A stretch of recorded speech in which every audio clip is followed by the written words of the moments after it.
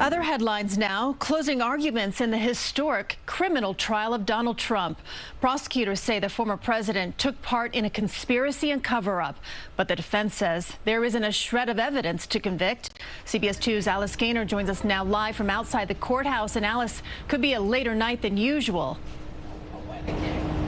That's right. Closing arguments are still going on. The jury actually made arrangements to stay late tonight so that they could finish these closing arguments. They could be here as late as 8 o'clock tonight. Besides that, everything has been going smoothly all day. There was just a moment when the judge scolded the defense attorney after he gave his closing argument.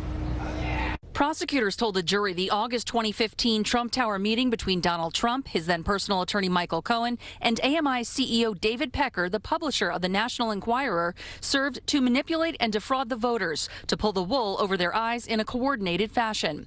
Pecker previously testified that during that meeting, he volunteered to be the eyes and ears of the Trump campaign, printing positive stories about Trump and buying negative ones in order to kill them. Prosecutors said this scheme cooked up by these three men could very well be what got President Trump elected. The defense told jurors the National Enquirer has been buying stories up about celebrities for decades and only printing about half of them. The notion that positive stories in the National Enquirer could influence an election is preposterous, they said, given the low circulation in 2016. Cohen paid adult film star Stormy Daniels days before the 2016 election, allegedly to buy her silence about an alleged affair with Trump. He says Trump reimbursed him, and prosecutors allege that reimbursement was disguised as legal expenses. Trump's attorneys took their final shots at Cohen's credibility, calling him a man with an axe to grind, the gloat, greatest liar of all time, telling the jury President Trump is innocent. He did not commit any crimes, and the district attorney has not met their burden of proof, period. Prosecutors say Cohen was understandably angry, doing Trump's bidding for years. Anyone in Cohen's shoes would want the defendant to be held accountable, they said.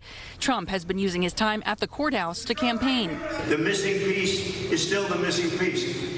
There is no crime. Today, actor Robert De Niro joined a Biden campaign press conference outside to counter that. This is the time to stop him by voting him out once and for all.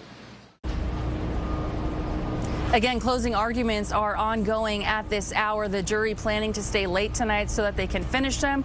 Once closing arguments are done tomorrow, it's expected that the judge will charge the jury and they will begin their deliberations. Christine. Alice, earlier you mentioned that an attorney was reprimanded. What happened? So defense attorney Todd Blanche made a comment to the jury during his closing argument, basically imploring them not to send Trump to jail based on comments that Michael Cohen made. As prosecutors pointed out, the jury doesn't take punishment into consideration when determining their verdict. The judge scolded Blanche after he was done with his closing argument. The jury was out of the room. He told him his comments were highly inappropriate. And once the jury was back in the room, the judge told them to forget about what he said. Christine? All right. Alice Gaynor reporting from us for Downtown. Thank you, Alice.